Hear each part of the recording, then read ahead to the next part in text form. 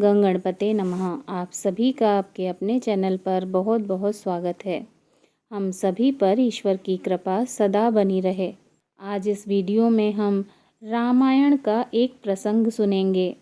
लंका में युद्ध अपने अंतिम पड़ाव पर था। भगवान श्री राम की सेना आगे बढ़ती ही जा रही थी और रावण के अनेकानेक महारथी रण में वीरगति को प्राप्त हो चुके थे।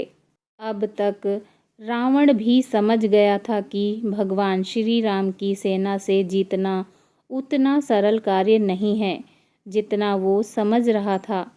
तब उसने अपने छोटे भाई कुंभकर्ण को जगाने का निर्णय लिया, जो ब्रह्मदेव के वरदान के कारण 6 महीने तक सोता रहता था। जब कुंभकर्ण नींद से जागा तो रावण ने उसे स्थिति से अवगत कराया। इस पर कुंभकर्ण ने रावण को उसके कार्य के लिए खरी खोटी तो अवश्य सुनाई, किंतु अपने भाई की सहायता से पीछे नहीं हटा। जब वह रणभूमि में पहुंचा तो उसकी काया को देखकर वानर सेना में खलबली मच गई और राक्षस सेना निश्चिंत हो गई। कुंभकर्ण इस युद्ध को अधिक खींचना नहीं चाहता था, इसी कारण उसने सीधे भगवान श्री राम जी से युद्ध करने की ठानी। किंतु वानर वीरों के होते हुए वो भगवान श्री राम तक कैसे पहुंचता। लगभग पूरी वानर सेना उसके भय से भाग खड़ी हुई, किंतु वानरों में जो महारथी थे उन्होंने कुंभकर्ण को रोकने का प्रयास किया।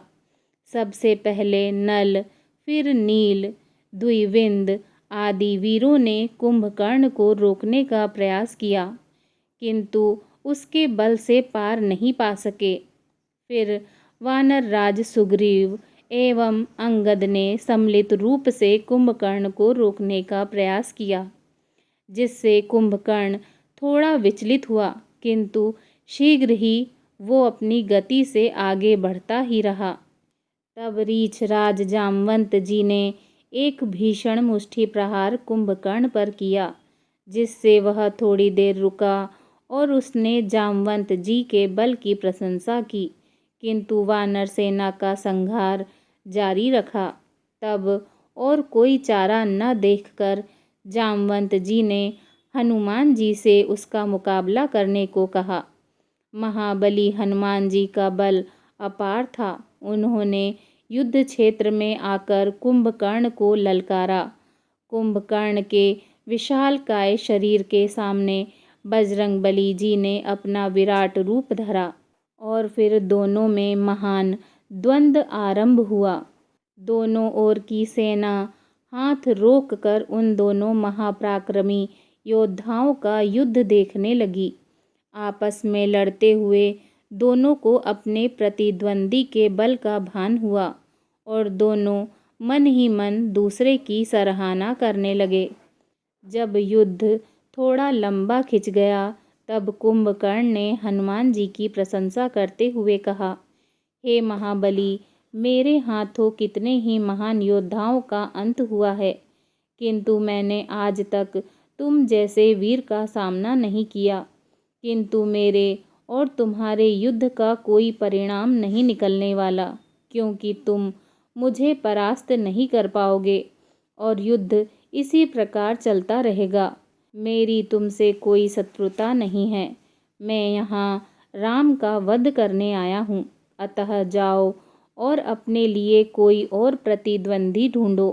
तब हनुमान जी ने कहा, हे वीर, अगर मुझ जैसे सेवक के रहते मेरे स्वामी को युद्ध करना पड़े तो ये मेरे लिए लज्जा की बात है।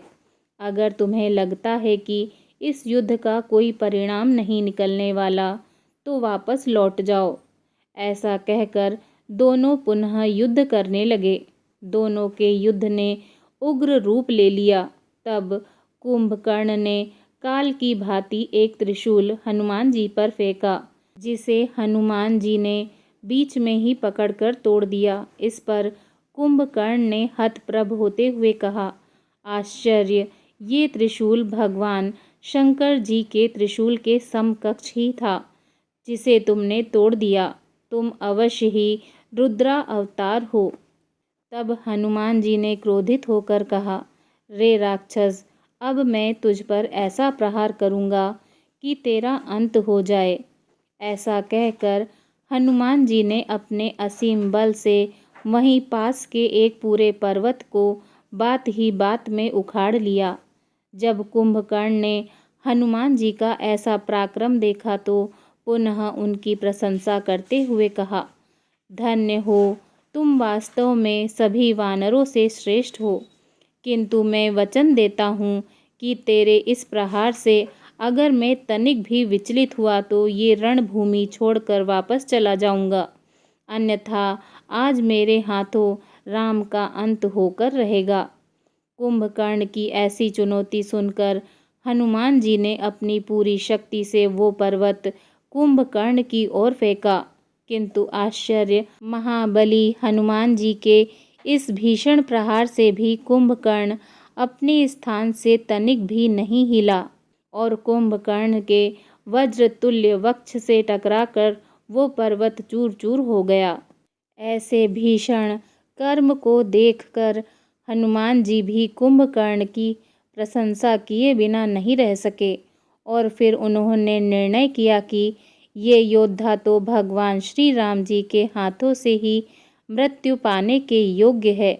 इसके बाद कुंभकर्ण का युद्ध क्रमशः लक्ष्मण एवं श्री राम जी के साथ हुआ और भगवान श्री राम जी के हाथों से उसकी मृत्यु हुई। बोलिए सियावर रामचंद्र की जय। श्री राम भक्त हनुमान की जय। अगर आप सभी को यह प्रसंग पसंद आया हो तो प्लीज़ वीडियो को लाइक करें, शेयर करें और मेरे चैनल को सब्सक्राइब करें। धन्यवाद। जय श्री राम।